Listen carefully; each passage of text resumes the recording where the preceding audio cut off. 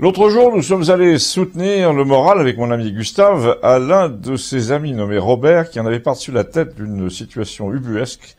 Ce monsieur qui gère à Villeneuve une petite affaire de matériel médical voit s'abattre en effet sur lui toutes sortes d'absurdités en ce moment, ce qui fait qu'il est en train d'atteindre, comme le peuple français d'ailleurs, m'a dit Gustave, le point G de la colère.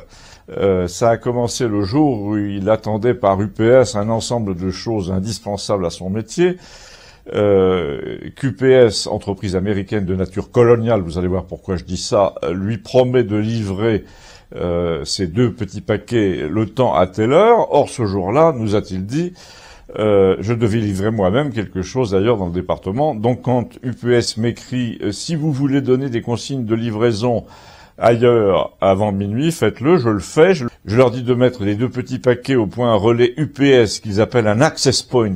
Oui, nous dit Robert, parce que quand tu réponds à toutes leurs propositions de livrer ailleurs, le questionnaire commence en français par « indiquez-nous où vous voulez faire déposer le colis » et puis il continue en anglais. Front door, back door, lobby, desk, underground, parking lot, concierge desk, etc. Et donc, je le disais, UPS access point, en l'occurrence banalement un café-tabac situé en face, mais pompeusement renommé UPS Access Point pour l'occasion. Le problème, a dit Robert, c'est que à 11h, moi, du matin, j'étais chez mon client à l'autre bout du département, le livreur m'appelle et me dit je suis France Express, j'ai 2 colis pour vous et vous n'êtes pas là. Alors j'explique le coût du café tabac et que j'ai demandé le dépôt hier par SMS. Le gamin me répond, je n'ai aucune consigne pour le laisser là, je le représenterai lundi. J'ai dit non, j'ai la preuve écrite que j'ai demandé il y a 24 heures par SMS de laisser au café de tabac le colis. En plus, la patronne est une copine, je l'appelle si vous voulez.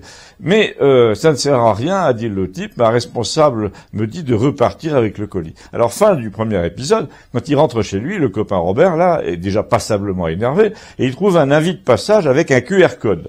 Donc Robert, avec son téléphone, lit le QR code, qui est censé lui donner des informations sur le destin de son colis, ses colis, il regarde, il nous montre la copie d'écran qu'il avait photographiée, elle était en suédois. Et c'est là que Gustave conclut, ces gens-là, en effet, se foutent complètement de nous en permanence, à notre porte, dans leur langue. En plus, ils confondent les nôtres de langue.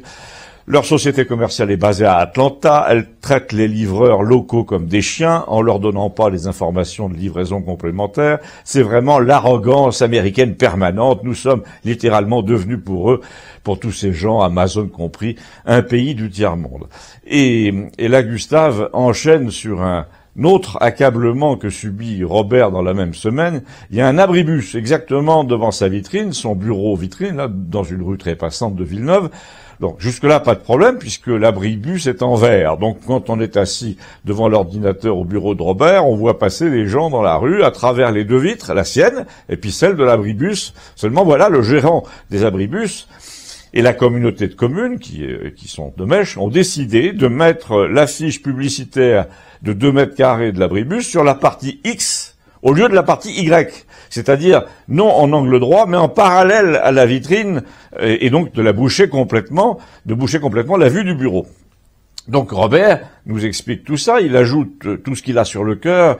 Il dit, quand tu cherches un numéro maintenant dans Internet, tu as 4 pages de sites qui te proposent une mise en rapport téléphonique avec un numéro 08 bidon qui coûte 2 € et qui te met en rapport, en effet, mais en prenant une dîme au passage. Tu vas pas me dire qu'on peut pas balayer d'un coup en 24 heures tout ce tissu de petits business parasites qui nous empoisonnent. Non, ça fait 20 ans que ces mecs basés au Liechtenstein ou au Luxembourg se remplissent les poches en piquant de l'argent. Mais ça, c'est la France de Macron. Qu'est-ce que tu veux? Une sorte de coupe-gorge permanent. Dès que l'argent rentre quelque part, même si ce sont des trucs à la limite de l'escroquerie, c'est sacré puisque ça rapporte des sous à l'État. Donc on laisse faire. Vous imaginez bien qu'en rapportant auprès de nous au village le surlendemain ce sentiment de ras-le-bol de notre ami Robert, en lui faisant dire à ce Robert, c'est ça la France de Macron, Gustave savait très bien ce qu'il faisait, il cherchait à agacer l'abonné au Monde et ça a très très bien marché.